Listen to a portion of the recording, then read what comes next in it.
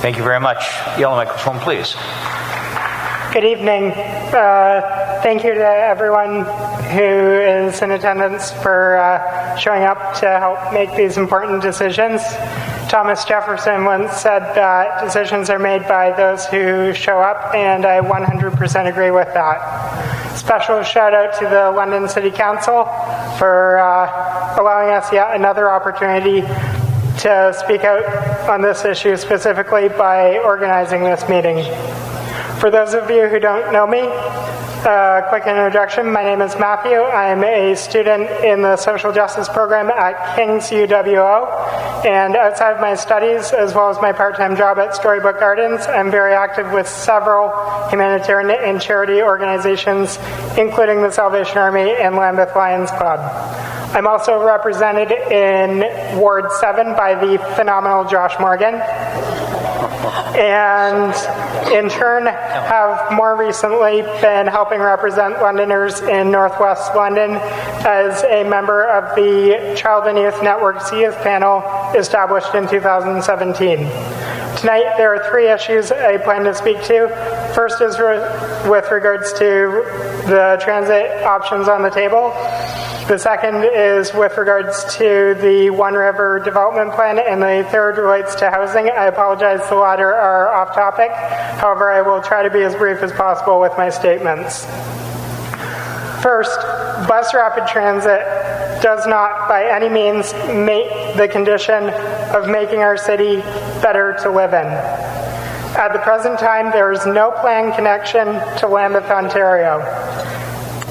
This means that there's a future population of students we are willingly driving away from Western and Fanshawe. Second, more importantly of economic concern, it poses risk to heritage buildings.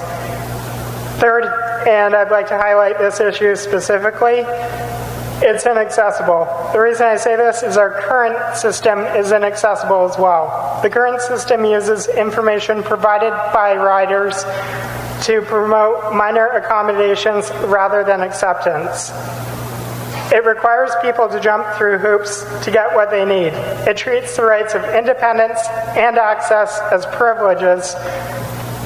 And two prevalent examples include the fact that the London Transit Commission fails to offer adequate services for those who are visually impaired.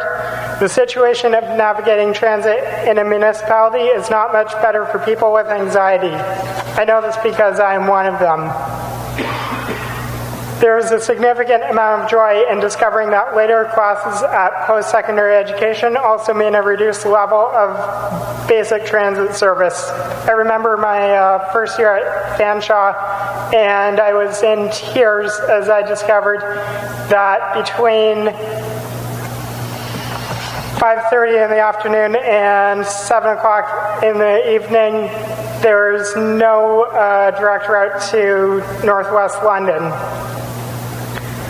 Never mind the fact that when a bus is operating at regular capacity or during the morning rush hour commute, it is packed like a sardine can. To move ahead, we have to first fix issues with what we currently have, and that will take time. On the future of transit, I have to say I'm a supporter of a combined system of light rail and electric buses. I'd encourage everyone to take a look at the plan Jesse Helmer put forward 2 years ago on this specific issue. And the reason I am in support of that sort of a plan is mainly in regards to the environmental catastrophe that our current system of buses poses. Several authors, including Naomi Klein, author of Shock Doctrine, lists a switch to light rail as one of several measures needed to deter an environmental catastrophe the likes of Armageddon.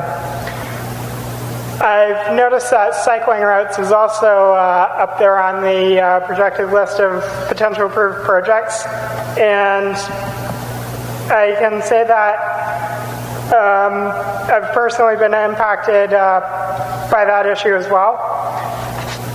On average, 74 people a year are killed.